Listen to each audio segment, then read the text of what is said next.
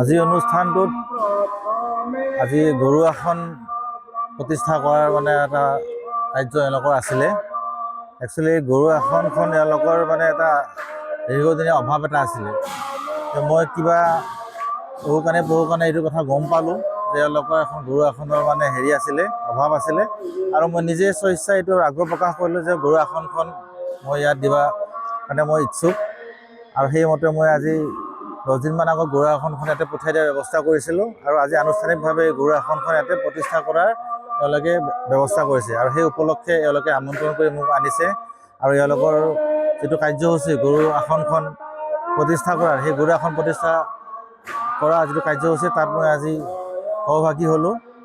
আৰু অত্যন্ত আনন্দৰ দিন আজি, সঁচাকৈ মানে এটা ভাল লগা দিন যে গুৰুজনাই দেখাই যোৱা যিটো আমাৰ আদৰ্শ, সেই আদৰ্শত যে ময়ো কিঞ্চিতমান কিবা হ'লেও যেন মানে এটা অৰিহণা যোগাব পাৰিছোঁ।